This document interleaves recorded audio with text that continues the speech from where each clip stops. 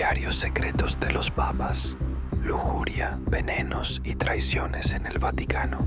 Diarios secretos de los papas, lujuria, venenos y traiciones en el Vaticano. El descubrimiento que cambió todo. Roma, 15 de agosto de 1978. El mundo católico estaba de luto. El Papa Pablo VI había fallecido, y los cardenales se preparaban para el cónclave que elegiría a su sucesor. Pero en los sótanos más profundos del Vaticano, un archivista llamado Monseñor Carlo Benedetti estaba a punto de hacer un descubrimiento que revelaría secretos enterrados durante 5 siglos.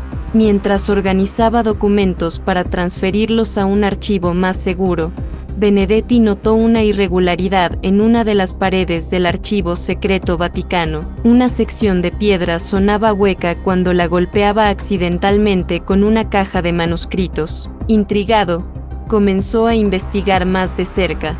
Detrás de lo que parecía ser mampostería sólida, encontró un compartimento sellado que contenía algo extraordinario: una colección de diarios personales escritos por papas del Renacimiento, documentos que jamás debieron ver la luz del día. Estos no eran registros oficiales cuidadosamente editados para la posteridad, eran confesiones íntimas, pensamientos privados y admisiones de actos que contradecían completamente la imagen pública de santidad papal. Lo que Benedetti leyó esa noche lo dejó temblando. Los diarios revelaban una corte papal que rivalizaba con las historias más escandalosas de cualquier monarquía secular: lujuria desenfrenada, envenenamientos calculados, traiciones políticas y una hipocresía tan profunda que desafiaba la comprensión. Monseñor Benedetti sabía que había encontrado algo peligroso. Estos documentos tenían el poder de sacudir los cimientos de la Iglesia Católica. Copió meticulosamente las partes más reveladoras, guardó las copias en múltiples ubicaciones secretas y devolvió los originales a su escondite. 30 años después, en su lecho de muerte, finalmente reveló la existencia de estas copias a un historiador de confianza. Lo que leerás a continuación son los secretos más oscuros del Vaticano renacentista, extraídos de esos diarios perdidos. Esta es la verdadera historia de los hombres que se proclamaban representantes de Dios en la tierra, mientras vivían vidas que escandalizarían incluso a los más cínicos. Capítulo 1. El diario del Papa libertino Sixto IV y sus noches prohibidas. El Papa Sixto IV gobernó la Iglesia de 1471 a 1484, un periodo que coincidió con el apogeo del Renacimiento italiano. Públicamente, era conocido como un gran mecenas de las artes, el papa que ordenó la construcción de la Capilla Sixtina, pero su diario personal cuenta una historia completamente diferente. En una entrada fechada el 3 de julio de 1477, Sixto IV escribió: «Esta noche recibí en mis aposentos privados a 12 jóvenes enviados por el embajador florentino. Lorenzo de Medici comprende el arte de la diplomacia mejor que cualquier otro. Sus regalos son siempre exquisitos y bien entrenados en las artes del placer». El Papa no sentía ni un ápice de vergüenza por estas actividades. En otra entrada, describía con detalles perturbadores cómo había convertido secciones enteras del Palacio Apostólico en lo que solo puede describirse como un burdel privado. «He ordenado decorar las habitaciones del ala este según el estilo de las mejores casas de placer venecianas», escribía. «Seda roja en las paredes, espejos dorados y divanes suficientes para entretener a 30 invitados simultáneamente». Pero lo más impactante era cómo Sixto IV utilizaba estas indulgencias como herramienta política. El diario revela que muchas de las decisiones más importantes de su pontificado se tomaban durante estas reuniones nocturnas. Cardenales ambiciosos recibían promociones después de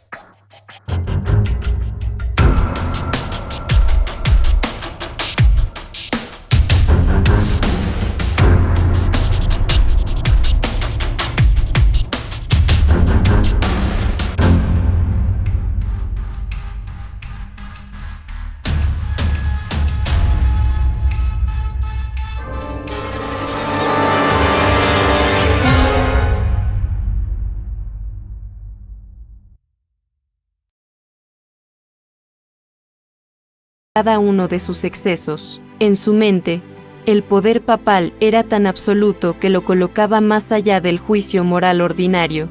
Los mandamientos son para los hombres comunes, escribía. El Papa es la ley viviente de Dios en la tierra. ¿Cómo puede la ley juzgar a quien la encarna? El diario también revela el desprecio absoluto que Sixto IV sentía por los fieles comunes. En una entrada particularmente cínica de 1480, escribía: «Hoy prediqué sobre la castidad y la moderación. La multitud en la plaza de San Pedro lloró de emoción ante mis palabras. Si supieran que apenas 2 horas antes había dejado los brazos de 2 jóvenes florentinos, probablemente me apedrearían, pero esta es la belleza del poder papal.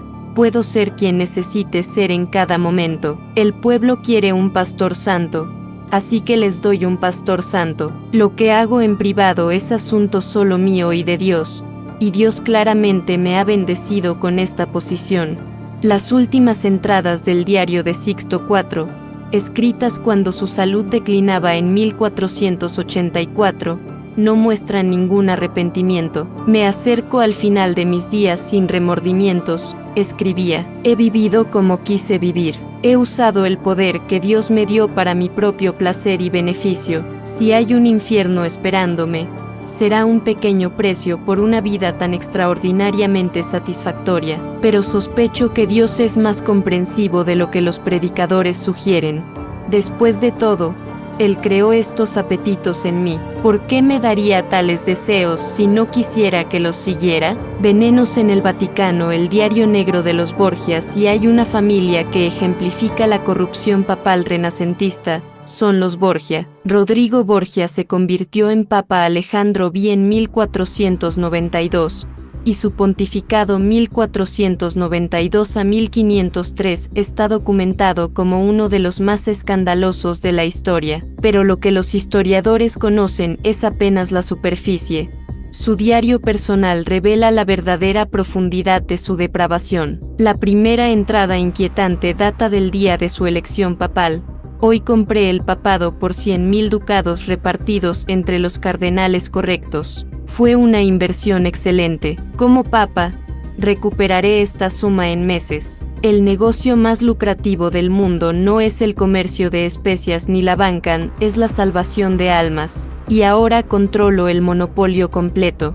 Alejandro V no veía el papado como un cargo espiritual, sino como una empresa familiar. Su diario detalla cómo planeaba usar el poder papal para enriquecer a sus hijos, particularmente a su hijo favorito, César Borgia. «César tiene la ambición y la crueldad necesarias para crear un reino», escribía el Papa. «Le daré títulos eclesiásticos para acumular riqueza, luego lo liberaré para que conquiste toda Italia. Los Borgia gobernarán desde el Vaticano y desde palacios seculares por igual».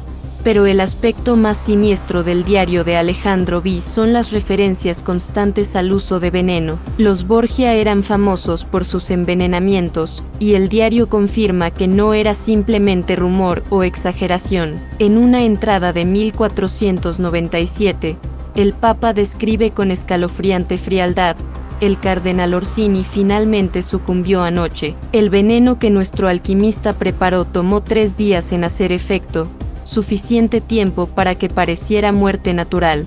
Sus propiedades ahora revierten al papado, y he redistribuido sus beneficios entre mis hijos. Dios provee para los suyos». El diario revela que Alejandro VI mantenía a un alquimista personal, un hombre identificado solo como Maestro Sebastiano, que preparaba diversos venenos adaptados a diferentes necesidades. «Sebastiano es un genio», escribía el Papa. «Tiene venenos que matan en horas, venenos que simulan enfermedades naturales, y venenos que vuelven loca a la víctima antes de matarla». Esta última opción es particularmente útil cuando queremos desacreditar a alguien antes de su muerte. Una lista encontrada en el diario documenta al menos 17 envenenamientos ordenados directamente por Alejandro V entre 1493 y 1501. Las víctimas incluían cardenales ricos cuyos bienes quería confiscar, nobles que se oponían a las ambiciones de César Borgia y rivales políticos de la familia. Junto a cada nombre, El Papa había anotado el método de envenenamiento y el resultado, exitoso, propiedades confiscadas o fallo requiere segundo intento, pero quizás lo más perturbador era la participación de su hija, Lucrecia Borgia, en estos crímenes. El diario revela que lejos de ser la víctima inocente que algunos historiadores han retratado, Lucrecia era una participante activa en las intrigas familiares. Lucrecia ha demostrado ser tan capaz como sus hermanos, escribía Alejandro V con orgullo paternal. Administró el veneno al duque de Biseglie personalmente, mezclándolo en su vino durante una cena íntima. Nadie sospechará de una esposa amorosa. El Papa también documentaba cómo usaba su poder para encubrir estos crímenes. Cuando surgían sospechas, simplemente prohibía investigaciones, amenazando con excomunión a cualquiera que hiciera preguntas incómodas.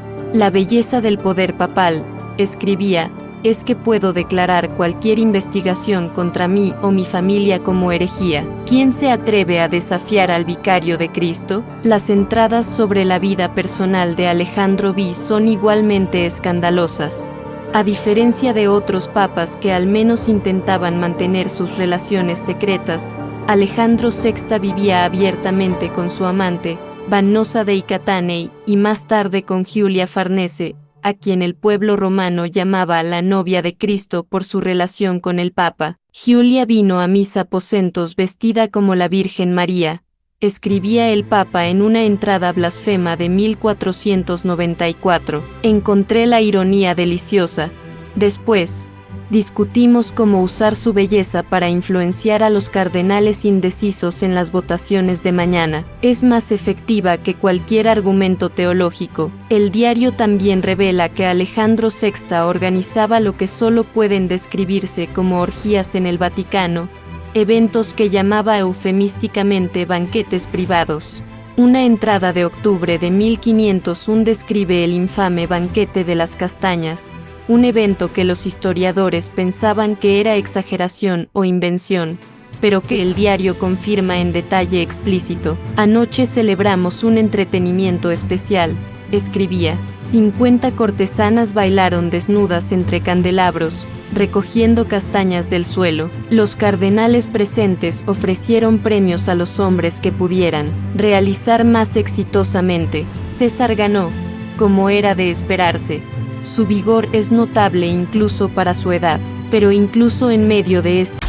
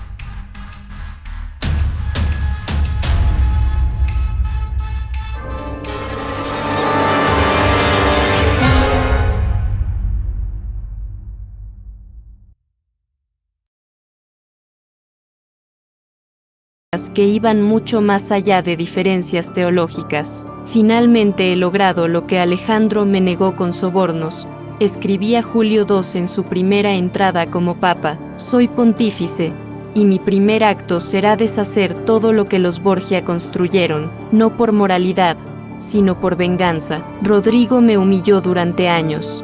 Ahora destruiré su legado y eliminaré a sus hijos del mapa político italiano. Julio II es recordado por los historiadores como el Papa Guerrero, un pontífice que personalmente lideraba ejércitos en batalla, algo casi sin precedentes. Pero su diario revela que sus guerras no tenían nada que ver con defender la fe y todo que ver con ambición personal y vendetta política. Hoy cabalgué a la cabeza de mis tropas, escribía en 1506. Los cardenales se escandalizan de que un papa vista armadura y lleve espada. ¡Que se escandalicen! Cristo expulsó a los mercaderes del templo con un látigo. Yo expulsaré a los enemigos de la iglesia con cañones. O más precisamente, expulsaré a mis enemigos personales y lo llamaré voluntad de Dios. El diario documenta numerosas traiciones políticas que Julio II orquestó. Formaba alianzas con ciudades-estado italianas, luego las traicionaba cuando convenía a sus intereses.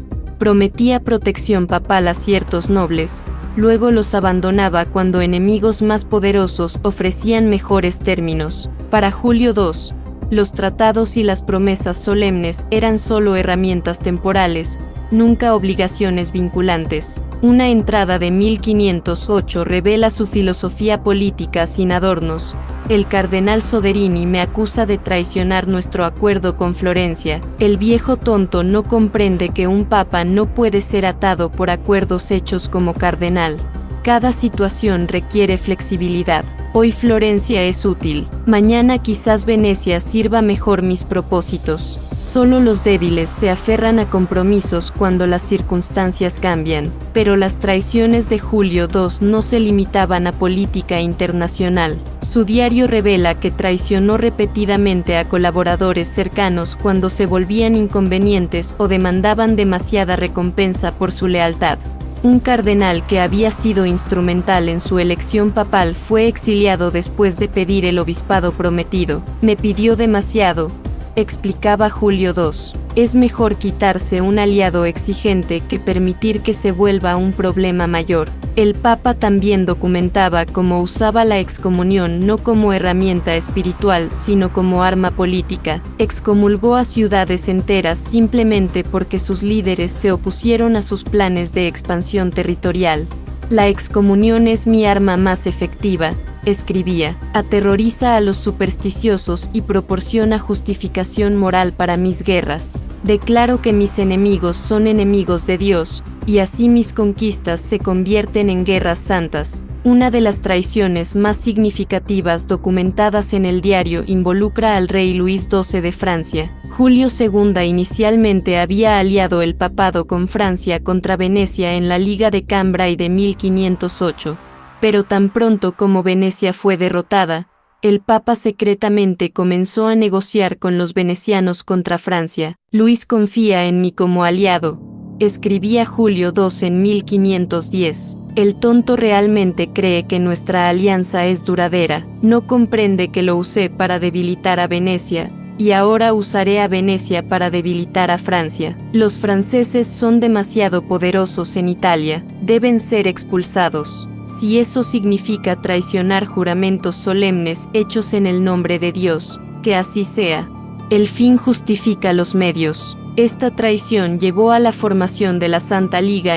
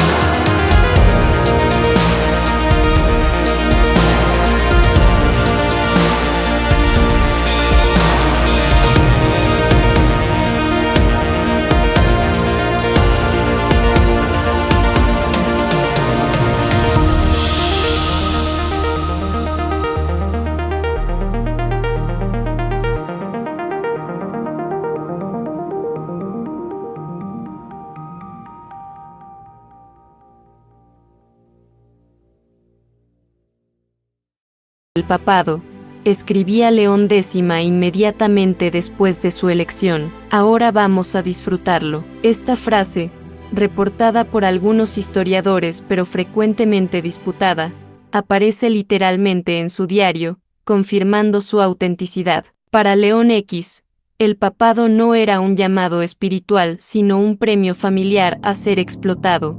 El diario documenta gastos extravagantes que eventualmente llevarían a la Iglesia a una crisis financiera. León X gastó el equivalente a millones de ducados modernos en banquetes, entretenimiento, arte y regalos a familiares y favoritos. Una entrada de 1514 describe casualmente: he gastado 100.000 ducados este mes, principalmente en el nuevo elefante blanco que el rey de Portugal me envió. La bestia requiere un séquito de 12 cuidadores y come tanto como 20 hombres. Pero vale la pena por el espectáculo que proporciona. León X transformó el Vaticano en un centro de entretenimiento perpetuo. Su diario describe banquetes que duraban días enteros, con entretenimiento que incluía actuaciones teatrales elaboradas, exhibiciones de animales exóticos y concursos musicales. Hoy organicé un concurso entre todos los músicos de Roma, escribía. El ganador recibió 1.000 ducados. Algunos cardenales se quejan del gasto. Les recuerdo que Dios quiere que celebremos su creación. ¿Y qué mejor manera que con música sublime y abundante vino? Pero el verdadero escándalo del pontificado de León X era su nepotismo descarado. El diario revela que el Papa nombraba a parientes Medici en posiciones importantes sin ninguna consideración de mérito o calificación. Su primo Giulio de Medici, futuro Papa Clemente VII, fue hecho cardenal a pesar de ser técnicamente ilegítimo según la ley canónica. He elevado a Giulio al cardenalato, escribía León X. Algunos cuestionan su elegibilidad debido a su nacimiento, pero como papa, tengo el poder de dispensar cualquier irregularidad canónica. La sangre Medici es más importante que los tecnicismos legales. Nuestra familia debe controlar la Iglesia durante generaciones. El diario también documenta cómo León X vendía posiciones eclesiásticas abiertamente, convirtiendo la simonía venta de cargos religiosos en una industria. Una entrada de 1517 lista los precios actuales: un obispado menor, 5.000 ducados; un obispado importante, 20.000 ducados; un cardenalato, 30.000 ducados. He creado un sistema eficiente. Los compradores reciben sus posiciones. Yo recibo fondos para mis proyectos. Todos ganan excepto quizás las almas de los feligreses, pero ellos están acostumbrados a pastores inadecuados. Este comercio descarado de posiciones religiosas era escandaloso incluso para los estándares relajados del Renacimiento. Pero León X no sentía vergüenza. En su mente, la Iglesia era un negocio familiar, y él era el director ejecutivo con derecho a administrarla como quisiera. El aspecto más históricamente significativo del diario de León X son sus entradas sobre Martín Lutero y el comienzo de la Reforma Protestante. En 1517, Lutero publicó sus 95 tesis criticando, entre otras cosas, la venta de indulgencias que León X había promovido agresivamente para financiar la reconstrucción de la Basílica de San Pedro. La primera mención de Lutero en el diario de León X es despectiva: algún monje alemán está causando problemas sobre las indulgencias. Mis consejeros dicen que debería preocuparme, pero es solo otro quejumbroso herético. Italia produce una docena como él cada año. Se cansará o lo silenciaremos. De cualquier manera, no es importante. Este desprecio inicial sería el error más costoso de León X. El diario muestra cómo el Papa subestimó completamente la amenaza que Lutero representaba, viendo el conflicto como una disputa académica menor en lugar de un desafío existencial a la autoridad papal. Incluso cuando quedó claro que Lutero estaba ganando apoyo masivo en Alemania, León X se negaba a tomar el asunto en serio. Los alemanes siempre están quejándose de algo, escribía en 1519, son brutos sin apreciación por las artes o la cultura, que tengan a su monje si tanto lo quieren, mientras envíen dinero a Roma, pueden creer lo que gusten. Esta actitud arrogante era característica de León X. Criado en la riqueza Medici, nunca había tenido que preocuparse por dinero o consecuencias. Incluso cuando papa, vivía en una burbuja de lujo que lo aislaba de la realidad de lo que estaba sucediendo en el mundo cristiano. El diario revela que para 1520, cuando finalmente emitió la bula papal Exsurge Domine amenazando a Lutero con excomunión, ya era demasiado tarde. He ordenado que se quemen los escritos de Lutero, escribía, pero mis agentes reportan que por cada libro quemado, aparecen 10 copias nuevas. La imprenta ha hecho imposible suprimir ideas como lo hacíamos antes.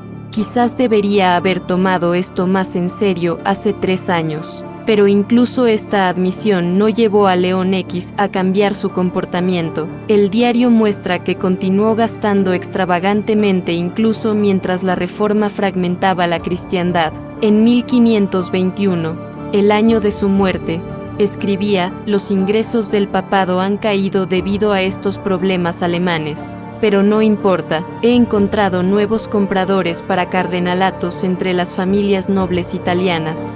El dinero siempre fluye hacia quien tiene el poder de otorgar títulos y favores. Las últimas entradas del diario de León X son particularmente reveladoras. Muriendo inesperadamente a los 45 años, posiblemente de malaria, tuvo poco tiempo para reflexionar sobre su legado, pero sus pensamientos finales son consistentes con toda su vida. Si muero, escribía débilmente, espero ser recordado por el arte que patrocinamos, no por los problemas que ignoramos. He vivido bien, he disfrutado todo lo que el papado puede ofrecer. Quizás debería haber prestado más atención a este asunto de Lutero, pero no puedo preocuparme por eso ahora. Dejo estos problemas a mi sucesor.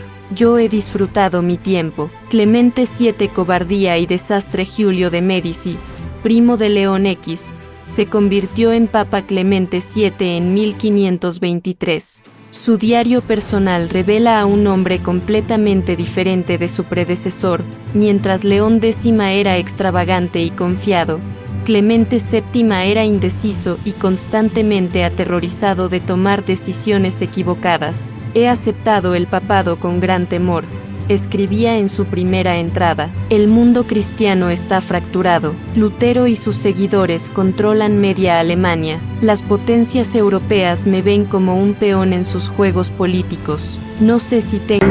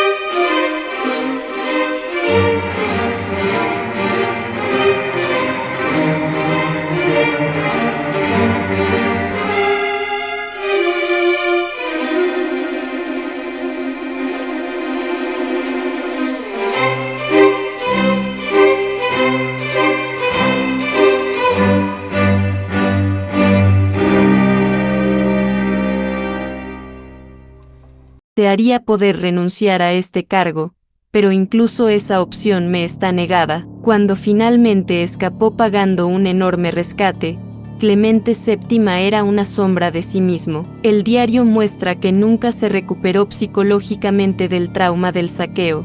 Cada decisión posterior estaba marcada por el miedo a provocar otra catástrofe similar. Este miedo paralizante tuvo su impacto más significativo en el asunto del divorcio de Enrique VIII de Inglaterra. El rey inglés quería que el Papa anulara su matrimonio con Catalina de Aragón para poder casarse con Ana Bolena. Este asunto dominaría los últimos años del pontificado de Clemente VII. El diario revela la tortura mental que Clemente VII experimentó sobre esta decisión. Enrique exige su anulación, escribía en 1529, pero Catalina es tía de Carlos V, quien nunca perdonará tal insulto a su familia. Si accedo a Enrique, Carlos puede invadir nuevamente. Si rechazo a Enrique, Inglaterra puede separarse de Roma. Estoy paralizado entre dos catástrofes potenciales. Durante 6 años, Clemente VII postergó y evadió, esperando que el problema se resolviera de alguna manera sin requerir una decisión firme de su parte. El diario muestra docenas de borradores de cartas a Enrique VIII, algunas apoyando su pedido, otras negándolo, ninguna enviada. He escrito 10 respuestas diferentes a Enrique esta semana, anotaba en 1532. Cada mañana, una parece correcta. Para la tarde, veo solo desastre en ese curso de acción. Mis cardenales me suplican que decida algo, cualquier cosa, pero cada decisión parece llevar a la ruina. Esta indecisión finalmente llevó a Enrique VIII a tomar el asunto en sus propias manos. En 1534, el Parlamento inglés aprobó el Acta de Supremacía, declarando al rey como cabeza suprema de la Iglesia de Inglaterra. La cristiandad occidental se había fracturado nuevamente, esta vez directamente debido a la cobardía papal. El diario de Clemente VII, al enterarse de esta noticia, muestra devastación total. Inglaterra se ha perdido, escribía. La Iglesia que gobernó Britania por 1000 años ahora responde a un rey secular en lugar del vicario de Cristo. Esto es culpa mía. Mi indecisión ha entregado millones de almas a la herejía. La historia me recordará como el Papa que perdió Inglaterra, pero incluso en este momento de crisis, Clemente VII no podía actuar decisivamente. Tardó más de un año en excomulgar formalmente a Enrique VIII, esperando incluso entonces que algún compromiso pudiera ser posible. El diario muestra a un hombre atrapado en negación, incapaz de aceptar las consecuencias de su propia parálisis. Las entradas finales del diario, escritas mientras Clemente VII moría en 1534, son profundamente tristes. Me acerco al fin, escribía, con la certeza de haber sido el peor papa en siglos, no por malicia o corrupción como mis predecesores, sino por simple cobardía. Tuve el poder de decidir el curso de la historia, pero tuve demasiado miedo para ejercerlo. Ahora la Iglesia está fragmentada, Roma está traumatizada, Inglaterra está perdida, y todo porque no tuve el coraje de tomar decisiones difíciles cuando importaba. Paulo III, el último papa renacentista. Alessandro Farnese se convirtió en Papa Paulo III en 1534, y su diario marca una transición interesante. Mientras papas anteriores eran completamente cínicos sobre su corrupción, Paulo III muestra los primeros signos de conciencia de que la Iglesia necesitaba reforma. Sin embargo, esto no le impidió practicar el mismo nepotismo y enriquecimiento familiar que caracterizó al papado renacentista. He heredado una Iglesia en crisis, escribía Paulo III en 1535. Alemania e Inglaterra están perdidas. Lutero y sus seguidores crecen más fuertes cada año. Sé que debemos reformarnos, pero primero debo asegurar el futuro de mi familia. Estas dos necesidades no son incompatibles si soy suficientemente inteligente. Esta racionalización muestra la contradicción central de Paulo III. Genuinamente quería reformar la Iglesia, pero no estaba dispuesto a abandonar las prácticas corruptas que beneficiaban a su familia. El resultado fue un pontificado que intentó hacer ambas cosas simultáneamente. El diario documenta cómo Paulo III nombró a sus 2 nietos adolescentes como cardenales, uno de ellos a los 14 años. Alessandro y Guido son jóvenes, admitía, pero son sangre farnese. He esperado toda mi vida para tener el poder de elevar a mi familia. Ahora que lo tengo, no dejaré que escrúpulos sobre edad o calificación me detengan. Sin embargo, a diferencia de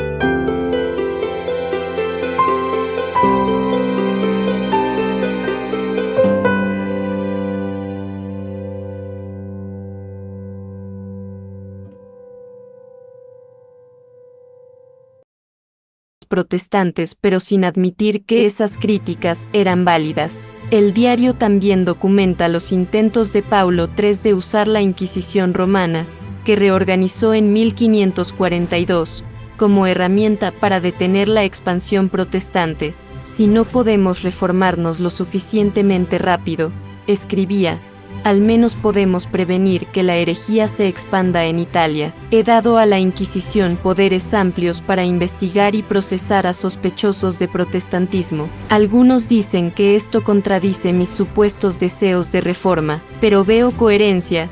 Debemos reformar nuestros abusos mientras erradicamos la herejía. Las entradas sobre casos específicos de la Inquisición son perturbadoras. Paulo III claramente veía a la Inquisición no como herramienta de justicia espiritual, sino como instrumento de control político. Cuando figuras prominentes eran acusadas de simpatías protestantes, el Papa intervenía personalmente para determinar el resultado basándose no en evidencia sino en consideraciones políticas. El cardenal Morone está acusado de herejía, escribía en 1557, la evidencia es débil, pero sus enemigos políticos han presionado el caso, podría absolverlo fácilmente. Pero Morone se ha opuesto a mi nepotismo, quizás un tiempo en prisión le enseñará a respetar al Papa, lo dejaré languidecer unos meses antes de decidir su destino. El diario de Paulo III también contiene reflexiones fascinantes sobre el arte y la cultura del Renacimiento. Fue él quien encargó a Miguel Ángel pintar el Juicio Final en la Capilla Sixtina. Sus entradas sobre trabajar con el temperamental artista son reveladoras. Miguel Ángel es imposible, escribía Paulo III. Se niega a seguir mis sugerencias sobre la composición, insiste en que su visión artística no puede ser comprometida por consideraciones papales. Le recordé que soy el vicario de Cristo en la tierra, respondió que él responde a un poder mayor, su propio genio. Debo admitir que su arrogancia está justificada. El hombre crea belleza más allá de la capacidad humana normal, pero incluso en su mecenazgo artístico, Paulo III tenía motivaciones mixtas. El diario revela que comisionaba arte no solo por amor a la belleza, sino como propaganda destinada a competir con el arte y arquitectura protestante más austeros. Los luteranos rechazan la belleza en sus iglesias, escribía, nosotros responderemos con una demostración de magnificencia que muestre la superioridad de la verdadera fe. Las últimas entradas del diario de Paulo III, escritas en 1549, muestran a un hombre dividido hasta el final. He vivido como un príncipe renacentista, admitía, mientras intentaba reformar una iglesia corrupta. Esta contradicción ha marcado todo mi pontificado. He elevado a mi familia mientras predicaba contra el nepotismo. He vivido en lujo mientras llamaba a la austeridad. He usado la Inquisición para silenciar críticos mientras supuestamente reformaba abusos. Quizás soy el último de los papas verdaderamente renacentistas, consciente de nuestros pecados pero incapaz de abandonarlos completamente. Los diarios menores fragmentos de otros pontífices. El archivo secreto también contenía fragmentos de diarios de otros papas, entradas más breves pero igualmente reveladoras. Estos fragmentos pintan un cuadro coherente de corrupción sistemática que trascendía papas individuales. Del Papa Sixto V 1585 a 1590, hay una entrada escalofriante sobre su uso de violencia. Hoy ordené la ejecución de 27 bandidos en la Plaza Navona. Algunos eran culpables de crímenes menores, otros quizás inocentes, pero el espectáculo era necesario. Roma debe ver que su pastor es fuerte. El miedo es más efectivo que el amor para mantener el orden. Del Papa Urbano VIII 1623 a 1644, fragmentos revelan paranoia extrema. Mis astrólogos predicen que moriré durante un eclipse. He prohibido a todos en Roma que mencionen eclipses en mi presencia. He ordenado que se cierren las ventanas de mis aposentos durante eventos astronómicos. Si puedo evitar saber sobre el eclipse, quizás pueda evitar el destino predicho. Esta superstición mezclada con poder absoluto llevó a Urbano VIII a decisiones bizarras. Persiguió a astrólogos que hicieron predicciones desfavorables mientras simultáneamente dependía de otros astrólogos para guiar decisiones importantes. El fragmento revela una mente profundamente perturbada ejerciendo control sobre millones de almas.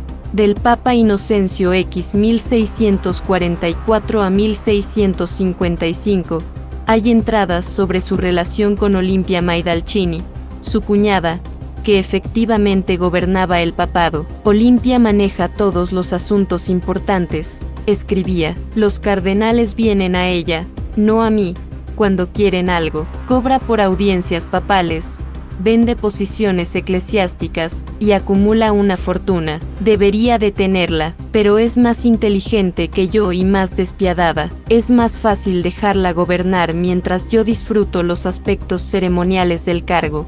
Esta admisión de que una mujer laica efectivamente controlaba el papado es extraordinaria. Inocencio X había abdicado esencialmente su responsabilidad, permitiendo que Olimpia convirtiera el Vaticano en su empresa personal. Cuando finalmente murió, Olimpia supuestamente saqueó sus aposentos de objetos de valor antes de que su cuerpo estuviera frío. Fragmentos del Papa Alejandro VII 1655 a 1667 revelan obsesión con protocolo y ceremonia en detrimento de asuntos sustanciales. He pasado 3 horas hoy debatiendo el color apropiado de las vestimentas para la procesión de Corpus Christi. Algunos cardenales argumentan por púrpura profundo, otros por carmesí. Esta es la clase de decisión importante que requiere la sabiduría papal. Los asuntos de herejía y reforma pueden esperar.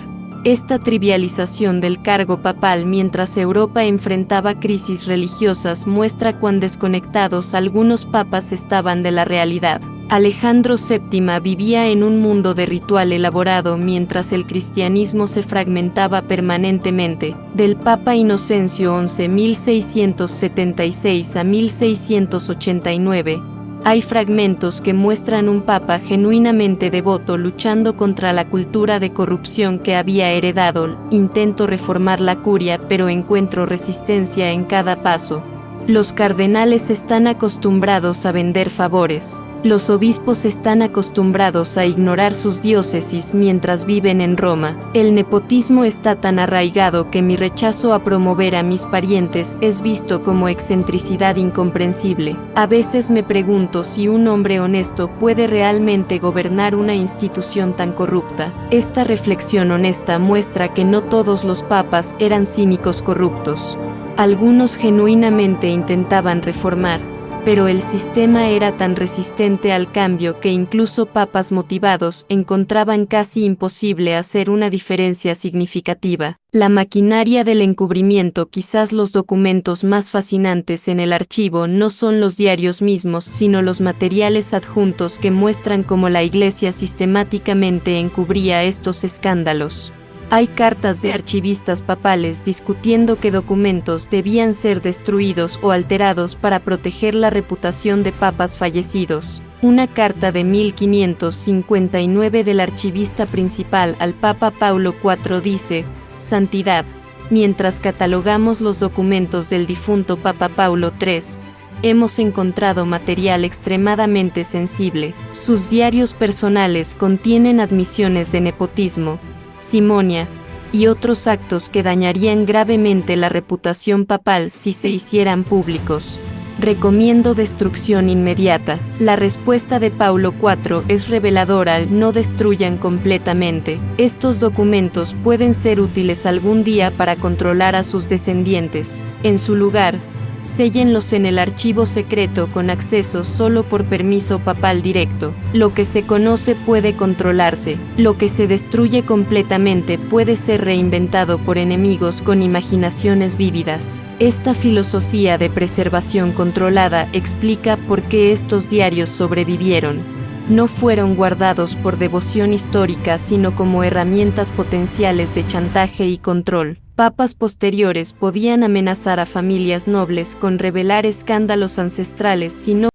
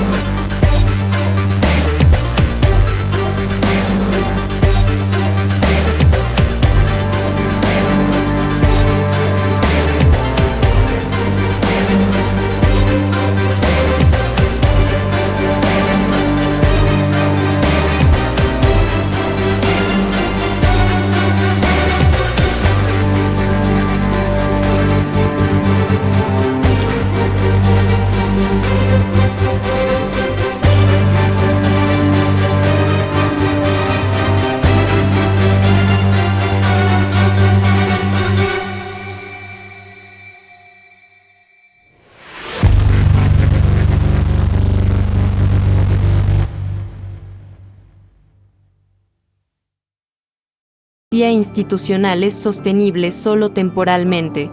Los mismos escándalos que estos papas intentaban esconder eventualmente contribuyeron a la Reforma protestante, que dividió permanentemente la cristiandad occidental. Las mentiras y encubrimientos solo posponen consecuencias, no las eliminan. Tercero, que incluso dentro de instituciones profundamente corruptas, hay individuos que reconocen los problemas y luchan por reforma. Los fragmentos del Papa Inocencio XI muestran que no todos los papas eran cínicos explotadores. Algunos genuinamente intentaban mejorar la Iglesia, aunque enfrentaban resistencia masiva de aquellos que beneficiaban del status quo. Cuarto, que la transparencia y la rendición de cuentas son esenciales para cualquier institución que reclame autoridad moral. Los papas renacentistas podían comportarse como lo hicieron precisamente porque operaban en secreto. Cuando finalmente sus acciones se hicieron públicas a través de críticos como Lutero, el daño a la credibilidad de la Iglesia fue catastrófico. Finalmente, estas revelaciones nos recuerdan que debemos distinguir entre mensajes espirituales y las instituciones humanas que los transmiten. Los pecados de papas individuales no invalidan necesariamente las enseñanzas cristianas, pero sí muestran que ninguna institución humana, sin importar cuán sagrada se proclame, está por encima de la crítica o más allá del alcance de la corrupción. El legado duradero Monseñor Carlo Benedetti, el archivista que descubrió estos diarios en 1978, pasó el resto de su vida luchando con lo que había encontrado. En sus propias notas finales, escribió: "He visto el lado oscuro de nuestra institución. He leído las confesiones de hombres que proclamaban santidad mientras practicaban depravación. Esto me ha hecho cuestionar mi fe, mi vocación y mi lealtad a la Iglesia, pero después de mucha reflexión y oración, he llegado a esta conclusión: la Iglesia, como toda institución humana, es imperfecta. Los hombres que la gobernaron durante el Renacimiento fueron, en muchos casos, indignos de sus cargos. Pero esto no invalida 2000 años de tradición cristiana o las enseñanzas de Cristo mismo. Preservo estos documentos no para destruir la fe de otros, sino para recordar que la vigilancia eterna es necesaria. Las instituciones deben ser constantemente reformadas, los líderes deben rendir cuentas, y el poder debe ser controlado. Solo a través de la transparencia y la honestidad sobre nuestro pasado podemos construir un futuro mejor. Los diarios secretos permanecen escondidos, accesibles solo para unos pocos investigadores selectos. La Iglesia moderna ha recorrido un largo camino desde los excesos del Renacimiento, pero estas historias sirven como advertencia de lo que puede suceder cuando el poder se concentra sin supervisión, cuando el secreto reemplaza la transparencia, y cuando las instituciones se valoran más que los principios que supuestamente representan. La verdad, por incómoda que sea, finalmente emerge. Los secretos que los papas renacentistas pensaban que habían enterrado para siempre han salido a la luz.